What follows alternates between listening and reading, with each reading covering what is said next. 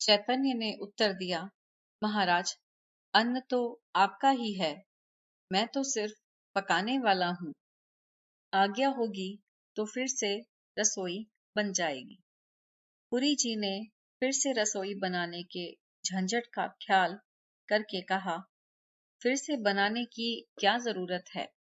जो कुछ बन गया है उसी में से आधा आधा बांट लेंगे। क्यों, ऐसा ठीक रहेगा? पर हम तो ठहरे सन्यासी और तुम ठहरे गृहस्थ। हम भिक्षा लें और तुम भोजन करो, ऐसा कब तक चलेगा?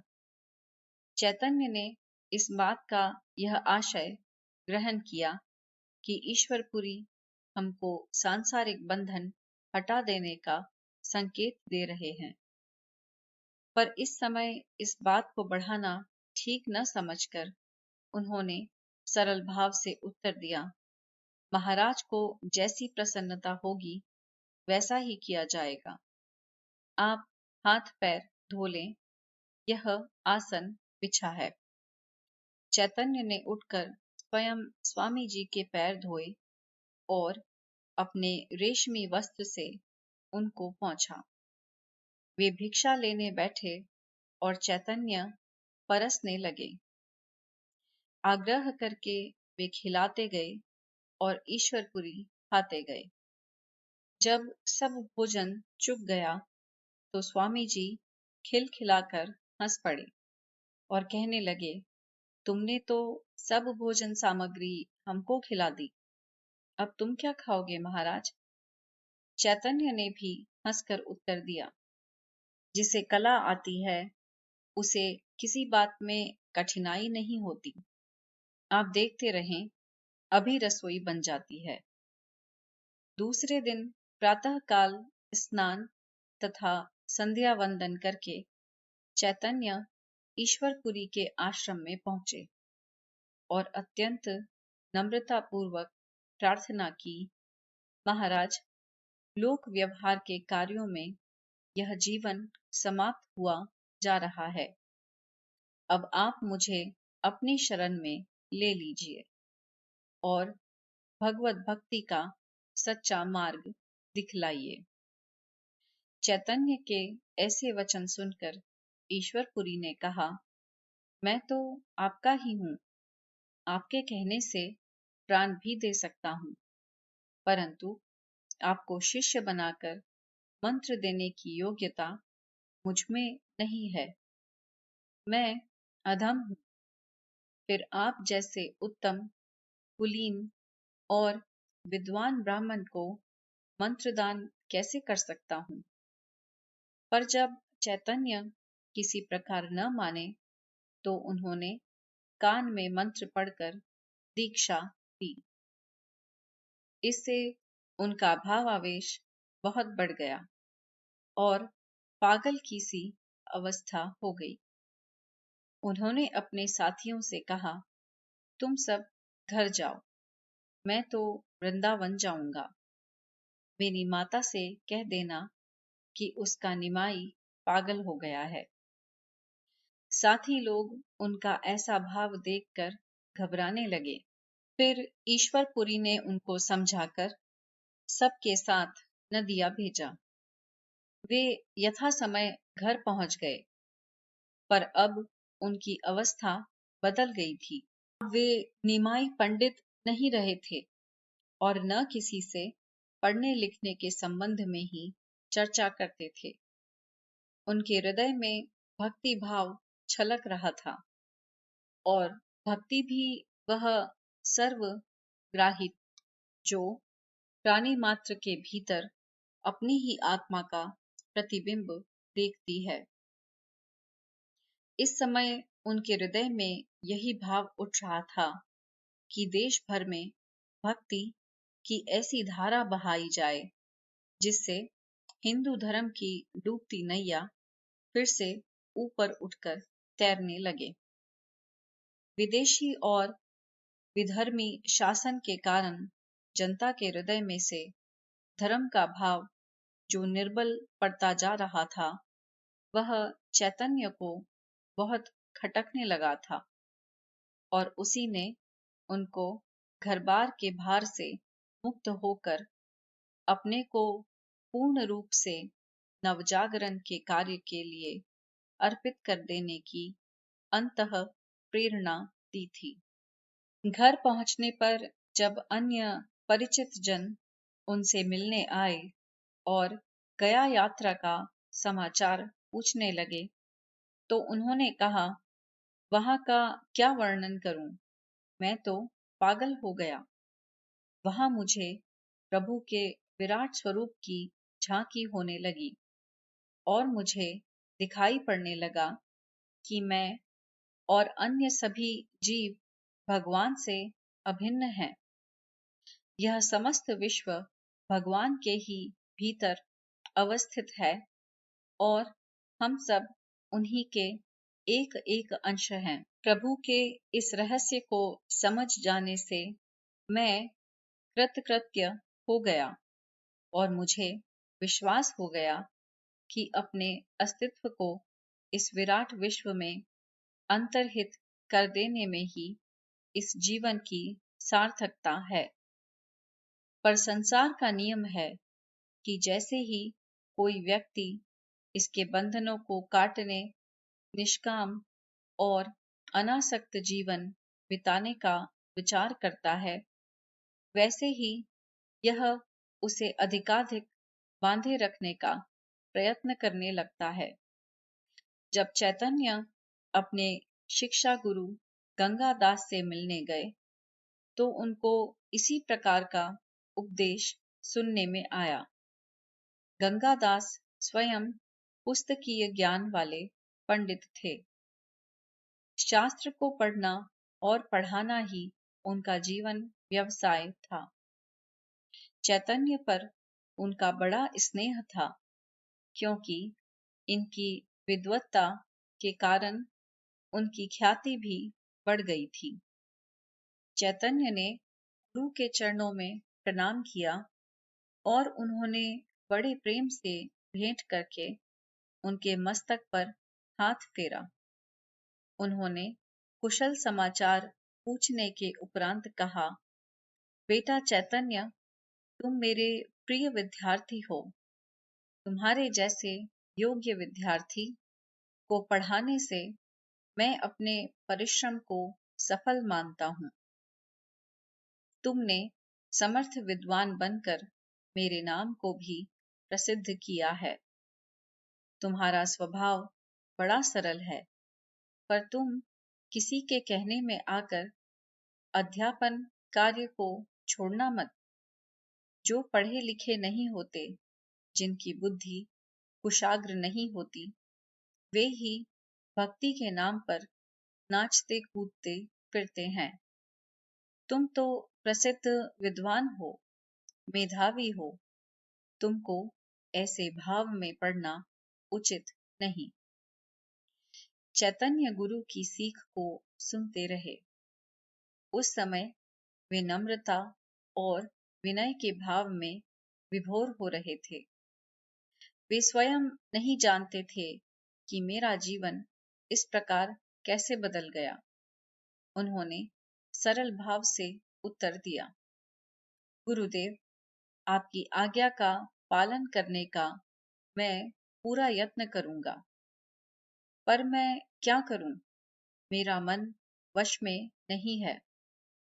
देश और धर्म की दुर्दशा देखकर मेरे लिए शांत होकर बैठना कठिन लगता है।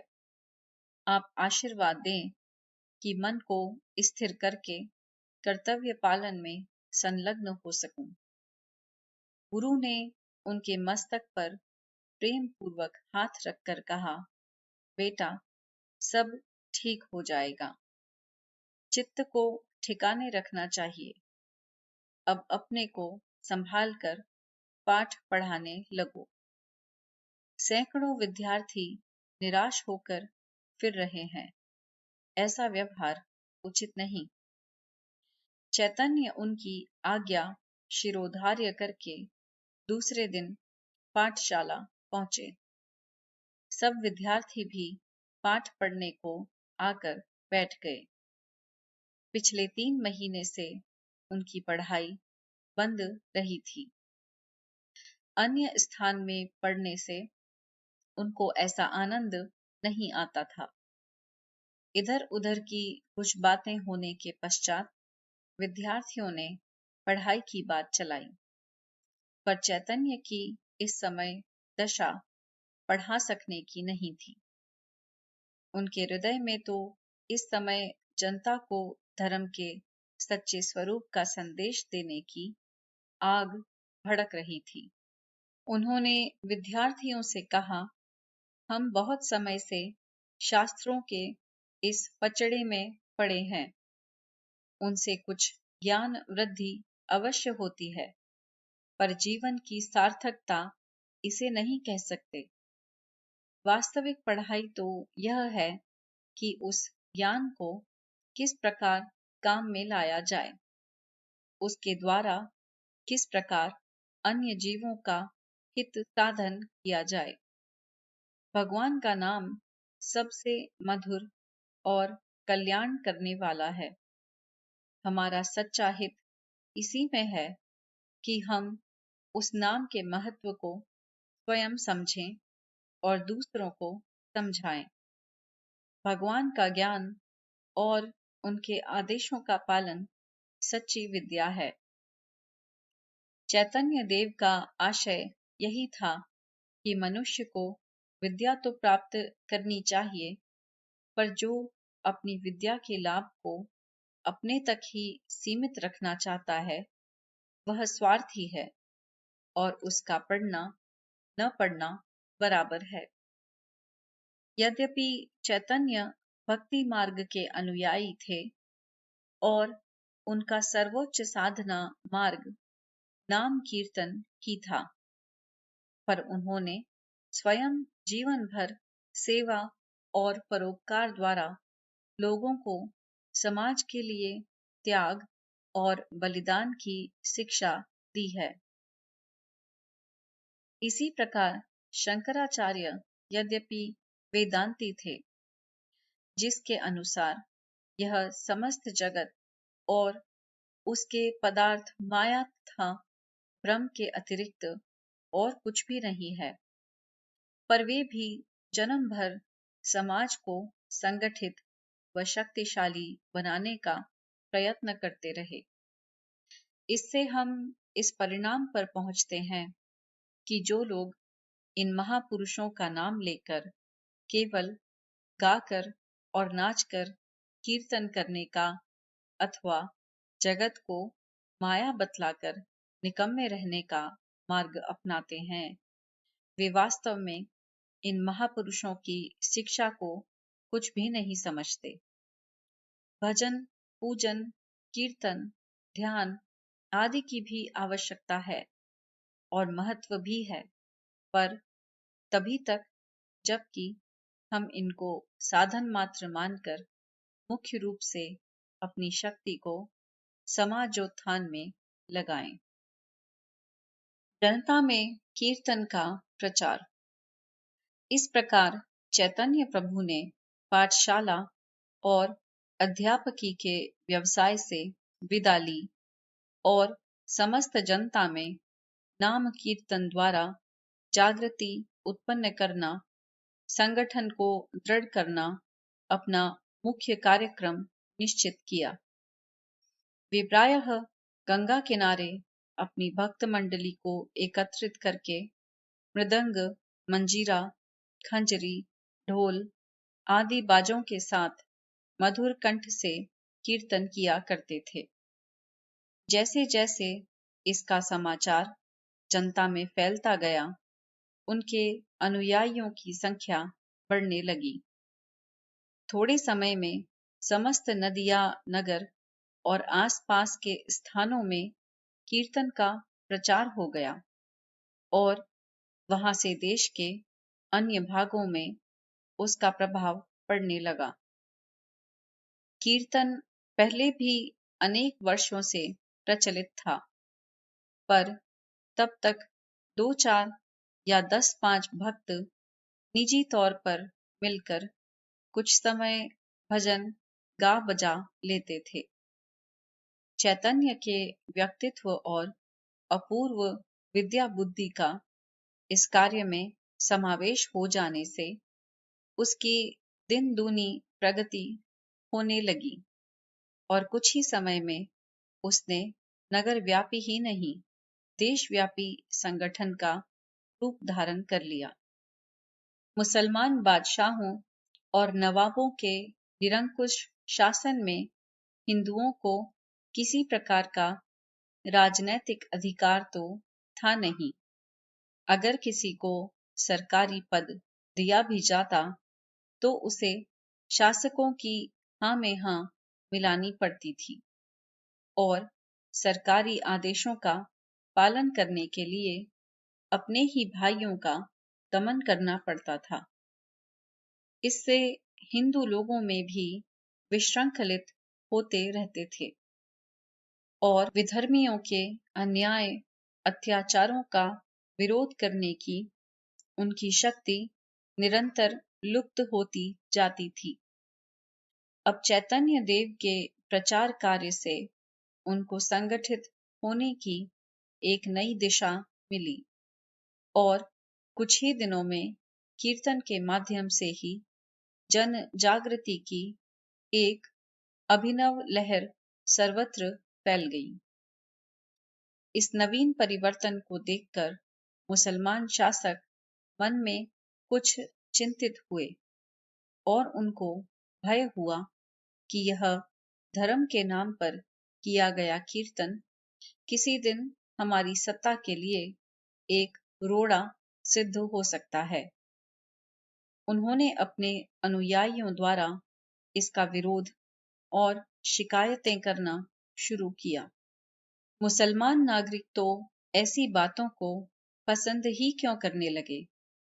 कुछ हिंदू भी जो सरकारी कृपा प्राप्त करने के लिए लालायित रहते थे और जिनकी निगाह में धर्म कर्म के बजाय धन का महत्व सर्वाधिक था, उनके साथ मिल गए। वे लोग बार बार अधिकारियों के पास जाकर फरियाद करने लगे कि चैतन्य द्वारा प्रचारित कीर्तन केंद्रों की शाखाएं अब नगर में जगह जगह फैलती जा रही हैं और उनके कारण रात्रि में प्रायः सोने में भी कठिनाई पड़ जाती है। इस पर वहां के प्रधान अधिकारी काजी ने कीर्तन को नियंत्रित रूप में करने का आदेश दे दिया।